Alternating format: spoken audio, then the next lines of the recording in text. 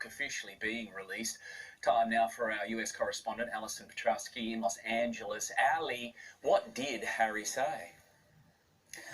Well, Gavin, he said that he thinks his mother would be really sad about the rift that has developed between he and his brother William. Harry has made these comments while sitting down with Michael Strawn from Good Morning America. Let's listen to some of it. I think she'd be looking at it long term to know that there are certain things that we need to go through to be able to heal the relationship. I have felt the presence of my mum more so in the last 2 years than I have in the last 30.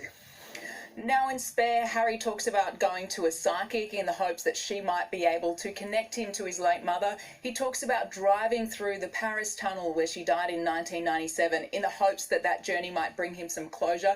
And he also talks about taking William on that same journey through the tunnel, and that both of them had a number of questions about the official account of her death. So, Gavin, it becomes very clear in Spare that Harry has been haunted and plagued by Diana's death throughout his life. Yes, I think the effects of that are still affecting him today. Now, Ali, the Taliban has also made comments about the prince. Yeah, that's right. So Harry in Spare has said that he killed 25 Taliban fighters, but it's not necessarily the number that struck a chord, but really the way he spoke about it. He refers to Taliban insurgents as chess pieces that needed to be taken off the board. Now, some British military figures say this has not only tarnished Harry's reputation, but also painted the British Army in a pretty negative light. The Taliban, too, has hit back, as you mentioned, a senior official saying the ones you killed were not chess pieces, they were humans, they had families who were waiting for their return. And Gavin, as for the royal family, a stony silence, and we expect it to stay that way. Yes, at times he's saying all the wrong things. Thank you so much, Ali. We've got Harry and Meghan, who are making tens of millions of pounds washing their dirty laundry, their family laundry in public. And I think it's shocking, because no matter what happens among a family, do you really want to broadcast it to the world as they do? I think brothers have scuffles all the time, so, I think there's probably some truth in it, but I don't think it's as bad as he's made out. I don't really care. Sort of like, I don't really care about the rules at all. I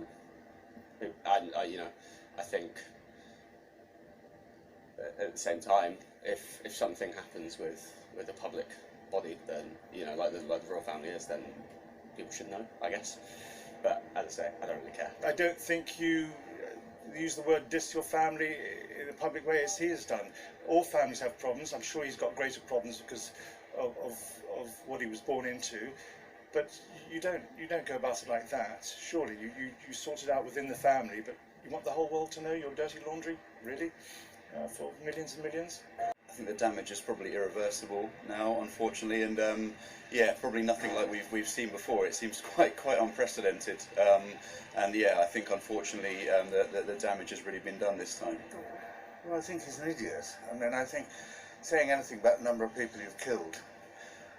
My father was in the Second World War, and I once asked him as a child if he killed anyone, and he was very reluctant to say anything about it. And so I didn't understand it. Someone said this morning he's put a target on his back, and I think that's probably about right. The stuff about Camilla, honestly, it's dirty linen in public. It's not quite cricket, really. So do you think he's gone too far? Absolutely, far too far. I don't know if it's him or whether it's his missus, but, it's completely out of order.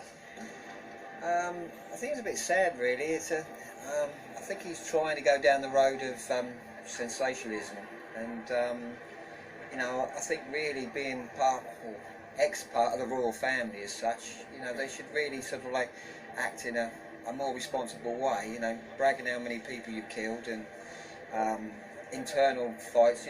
Normal people wouldn't sort of like air all of their problems at home and things like that, socially. So, I'm a bit disappointed because, I respect him as a person and what he's done for this country, but the way he's going down the road now, I don't particularly like it. Shouldn't think much. I would think that it will blow over.